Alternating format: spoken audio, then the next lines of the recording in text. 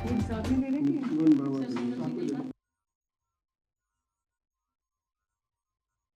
एक सेकंड मेरी आज जापान में ओबे नामक शहर में हमने पूज्य बापू की पुण्यतिथि पर अपनी विनम्र पुष्पांजलि की है। मुझे इस बात का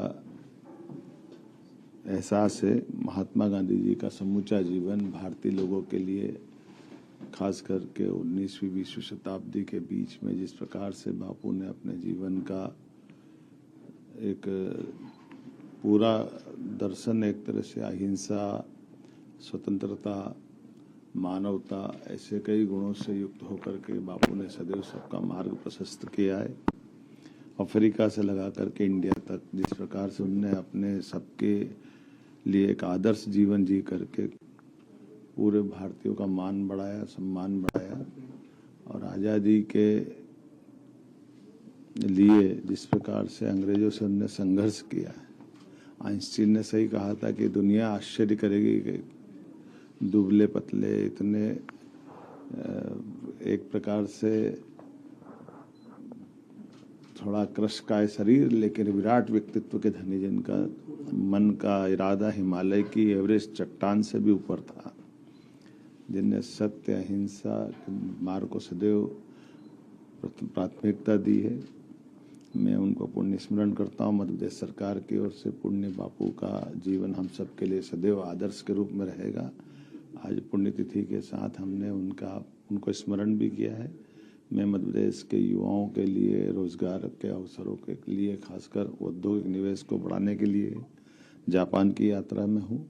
मुझे इस बात का संतोष है कि जिस प्रकार से जापान सहित बाकी देशों में भी रुझान बढ़ रहा है, यशस्वी प्रधानमंत्री श्रीमान नरेंद्र मोदी जी के नेतृत्व में भारत उत्तरोत्तर उन्नति कर रहा है। ऐसे में सब राज्यों और राज्य सरकारों का दायित्व बनता है कि वो अपने यहाँ औद्योगिक निवेश को बढ़ाएं, जिससे हमारी जीडीपी में न केवल वृद्धि हो बल्कि युवाओं को रोजगार भी मिले, आर्थिक तरक्की हो।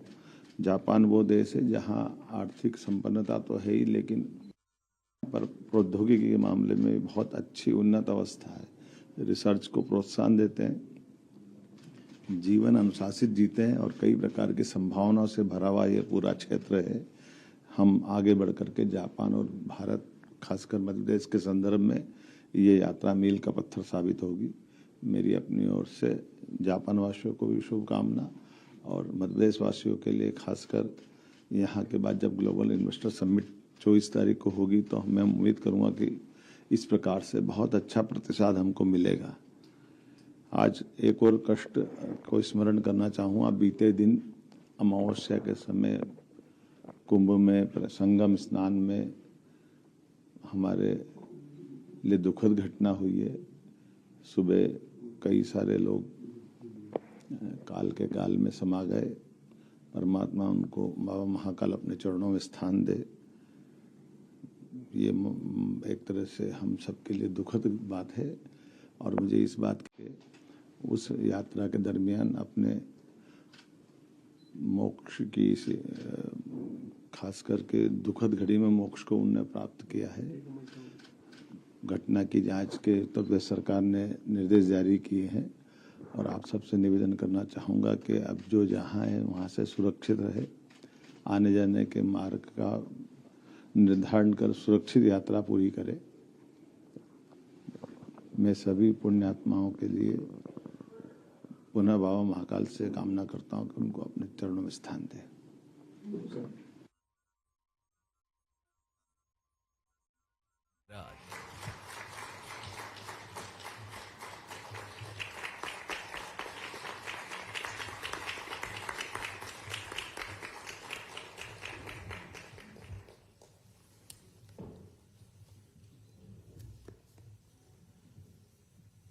आज के इस कार्यक्रम में मैडम गए क्या? नाथा नहीं, कहाँ है?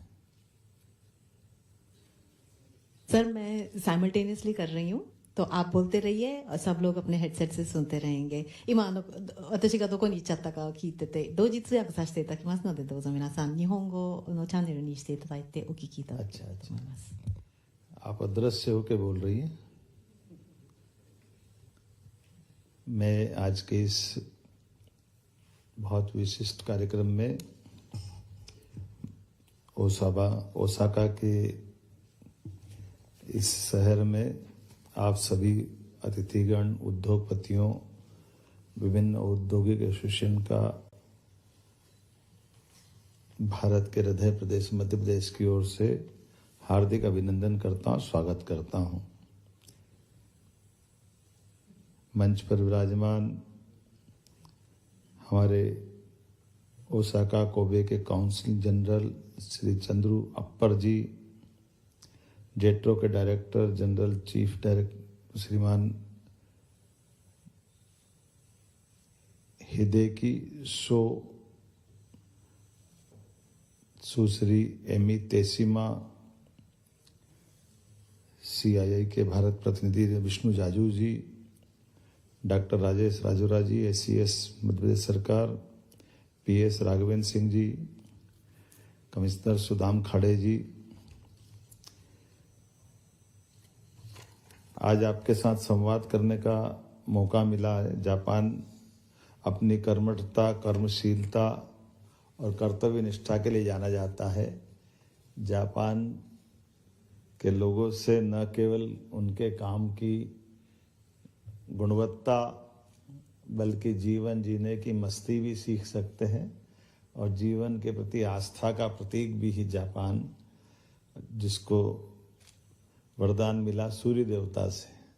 होंगे 200 से ज़्यादा देश दुनिया में, लेकिन एक देश ऐसा जहाँ सूर्य से आंखें मिला के आंखें खुलती है, वो जापान है। हमें इस बात का गर्व है।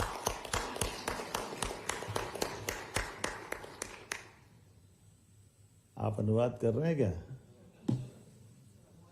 चल रहा है, मेरे को पता नहीं चल रहा ना, इसलिए मेरे को लगा कि क्या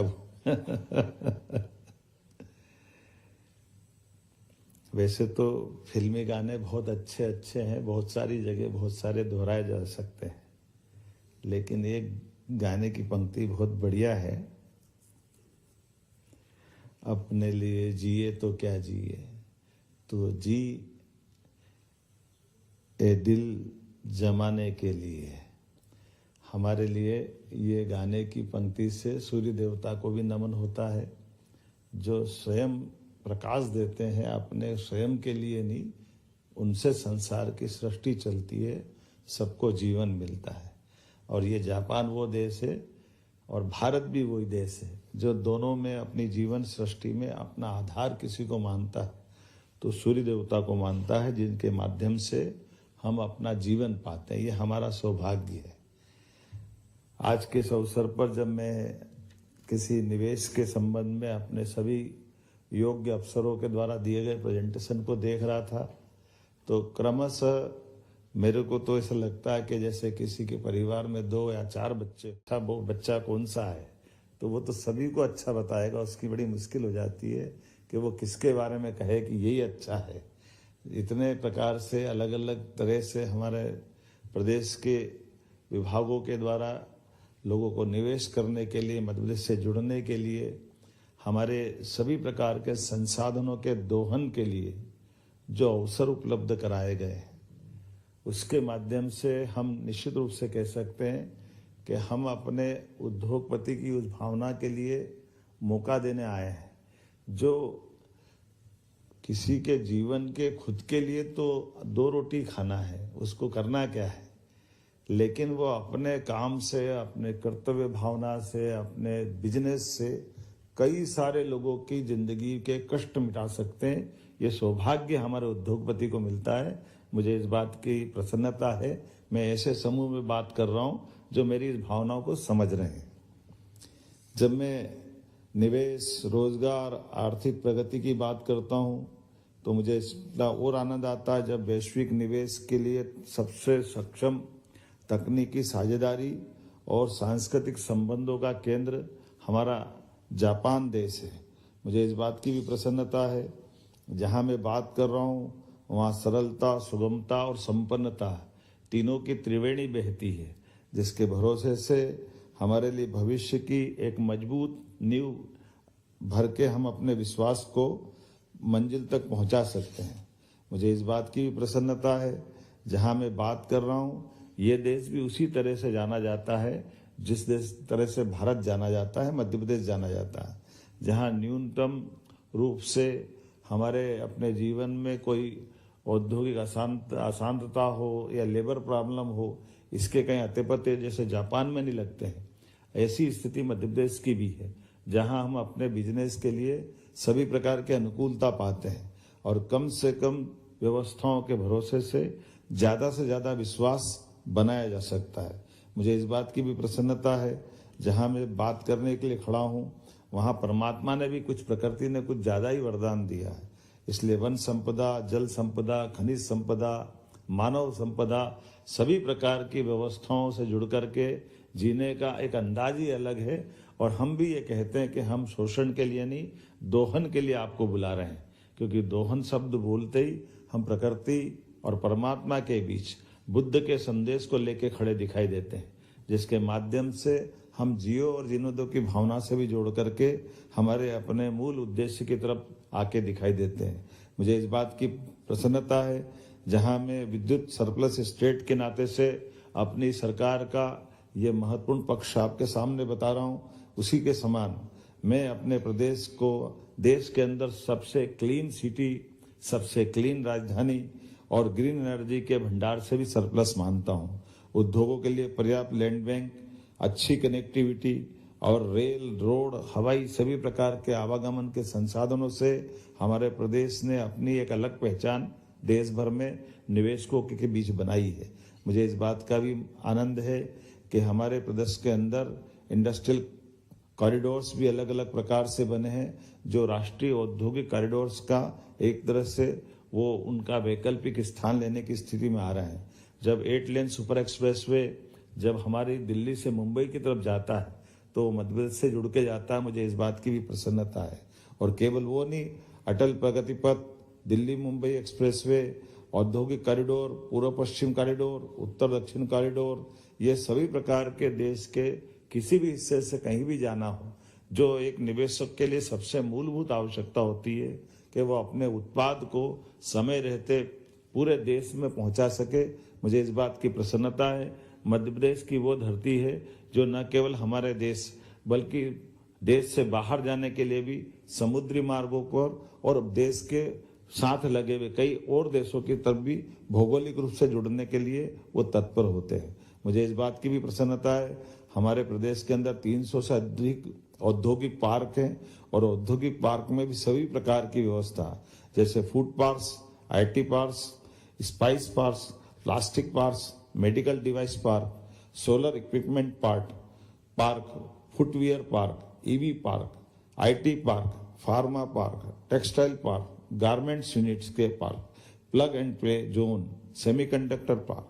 अभी और कोई बचा हो तो आप बताना, वो भी हम डालने के लिए तैयार है, हमको कोई तकलीफ नहीं है। सरकार के व्यवस्थाओं के साथ जुड़ करके सभी क्षेत्रों में हमारे दरवाजे खुले हैं, क्योंकि हम शुद्ध रूप से, जैसे मैंने कहा है, कि हम निवेश और निवेशकों के साथ मध्य प्रदेश को कदम से कदम मिलाकर चलने के लिए तत्पर कर रहे हैं। मुझे इस बात की भी प्रसन्नता है, जब मजबूत आधारभूत संरचना की बात हो तो औद्योगिक नीतियां भी स्पष्ट होना चाहिए, और औद्योगिक नीतियां स्पष्ट होने के साथ साथ हमारी प्रगतिशीलता भी दिखाई देना चाहिए। लेकिन उससे आगे बढ़कर भी जब हम अपनी नीतियों के बलबूते पर निवेशकों को बुलाने के लिए खड़े हैं, तो मुझे इस बात के भी और आनंद के साथ बोलने में मैं अपनी विनम्रता के साथ जरूर ये बात रखना चाहूँगा कि सरकार के मुखिया होने के नाते से निवेशक अगर बड़ा मन लेकर के आते हैं और ये बताई गई सीमाओं के बाहर भी हिम्मत करते हैं, तो आपके साथ निश्चित रूप से कदम मिला करके हमारी सरकार की शक्तियों के भरोसे से मैं अपने मंत्रिमंडल से भी आपके सपनों को पंख देने के लिए तत्पर हूं।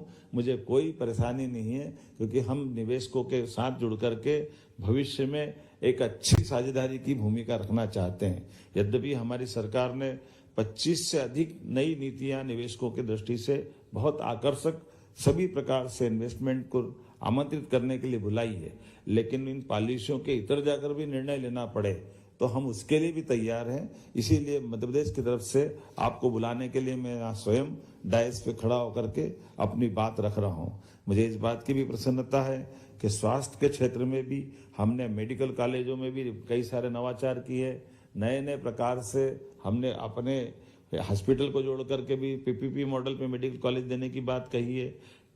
प्राइवेट सेक्टर में मेडिकल कॉलेज आप खोलो, पूरी जमीन फ्री देने को तैयार है। टूरिज्म के सेक्टर में जाए तो 100 करोड़ का निवेश लगाओ, 40 करोड़ का अनुदान आप में उसमें मिलने वाला है। एक रेडीमेड गारमेंट्स और ऐसे रोजगार परक तो इतने अच्छे हमारे आकर्षक प्रस्ताव है कि उसमें लगता है कि हमारे द्वारा केवल आपको आमंत्रित करने के लिए बुलाया जा रहा है, क्योंकि कोई ऐसी पॉलिसी में कोई देश या प्रदेश ऐसा ऑफर नहीं देगा कि जब आपको बुला करके आपकी लागत जितनी लग रही है उसका 200% हम देने को तैयार है। आपकी तो लागत लग रही मान लो 25%, लेकिन 200% का निवेश अगर जो हम लौटाने के लिए तैयार है, इसका मतलब है कि हमारी भावना बहुत शुद्ध है और हम आपके साथ कुल मिलाकर के आप और आपके माध्यम से जिनके जिनके हमारे राज्य से संबंध जुड़ेंगे उन सबके साथ हम साफ सुथरा लेकिन रोजगार परक इंडस्ट्री पे काम करना चाहते हैं। मुझे इस बात की प्रसन्नता है कि आज जब मैं महात्मा गांधी जी की पुण्यतिथि पर अगर आपसे बात कर रहा हूं तो हम अपने भगवान के उस आशीर्वाद के साथ साथ बापू के राम राज्य की कल्पना को भी साकार करने के लिए आपके बीच में आए हुए हैं। मैं मान के चलता हूं, जैसे मैंने आज दिन में भी एक जगह कोई कोट किया था कि जापान तो ऐसा लगता है कि हमारा खोया हुआ भाई है जिसके साथ हमारी मुलाकात हो रही है। कई प्रकार से जापान की अनुकूलता भारत से बिल्कुल मेच खाती है।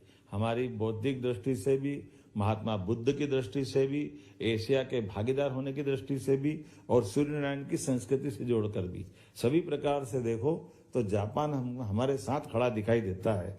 मैं एक और बात भी जानता हूँ, किसी भी देश के साथ इतने गहरे संबंध हमारे हो न हो, लेकिन जापान से हर समय, हर काल, हर परिस्थिति में भारत के संबंध सदैव बहुत आत्मीयतापूर्ण रहे हैं। आज मैं ज्यादा बात न करते हुए कृषि के क्षेत्र में भी हमारी मध्य प्रदेश के अंदर तो एक विशेष पहचान है सरबती गेहूं के माध्यम से। और सरबती गेहूं हो, बासमती चावल हो, दालें हो, तिलहन हो, मिलेट हो, इत्यादि कई क्षेत्र में हमारे अपने प्रदेश की देश और दुनिया में अलग पहचान बनी है। रेडीमेड गारमेंट्स में भी टेक्सटाइल इंडस्ट्रियों के लिए एक बहुत बड़ी, आने वाले समय की दृष्टि से भी एक बड़ी संभावना छिपी हुई है। बीते कल ही हमने जापान के सबसे धनी व्यक्तित्व के भी धनी और कर्तृत्व के भी धनी, जिनने अपने 75 साल की उम्र में भी अगर अपनी गौरव दिलाया है कि हाँ वो जापान के सबसे धनी है, लेकिन उन्होंने भारत से जुड़ने के साथ साथ भारत के भविष्य के प्रति भी और उसमें भी मध्य प्रदेश के साथ जुड़ करके मध्य प्रदेश को गौरवान्वित करने वाली जब बातें कही तो मुझे लगा कि हाँ जापान आना मुझे सार्थकता के साथ ऐसा लगा कि हाँ ऐसे इस भविष्य को जानने वाले भी यहाँ के हमारे औद्योगिक घराने के भी बहुत सुयोग्य लोग यहाँ निवास करते हैं।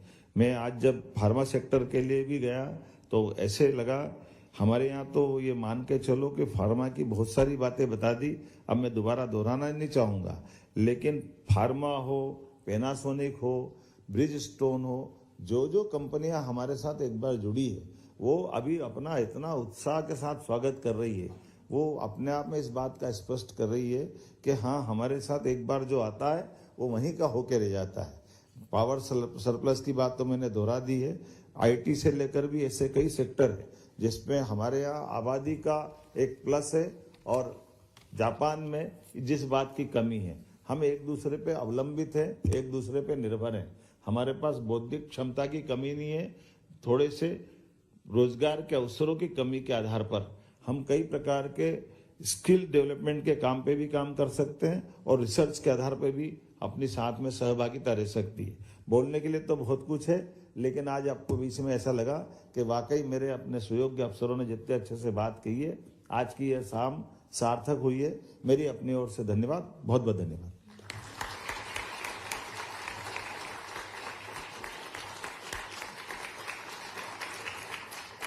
बहुत बहुत धन्यवाद मुख्यमंत्री जी, आपकी बात को मैंने ठीक से जापानी में बोल दिया है सभी को। Thank you very much honourable chief minister of Madhya Pradesh doctor Mohan Yadav.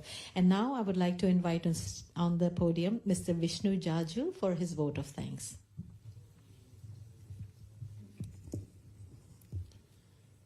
Dr. Mohan Yadav, Honorable Chief Minister of Madhya Pradesh, Mr. Chandru Appar, Consul General of India, Osaka, Kobe, dignitaries on the dais and off the dais, ladies and gentlemen, good evening.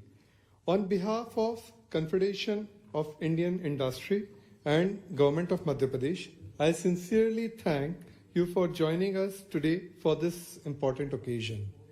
This event serves as a key platform to highlight investment opportunities in Madhya Pradesh and to extend a warm invitation to the Global Investor Summit, which is happening in Bhopal on 24th and 25th of February this month.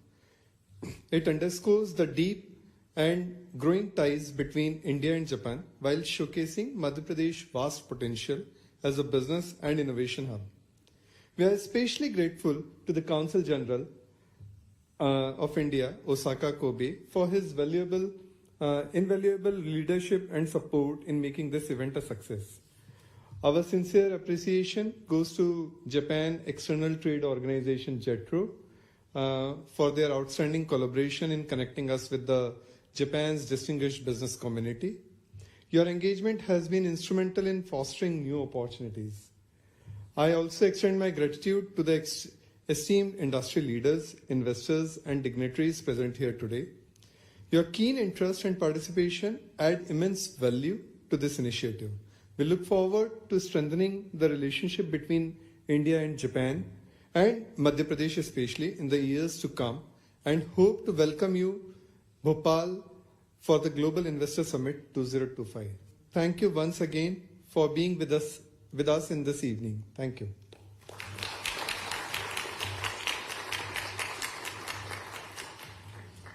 Thank you very much, distinguished guests on the dais, and thank you very much for the wonderful audience. With this, we come to an end to this interactive session on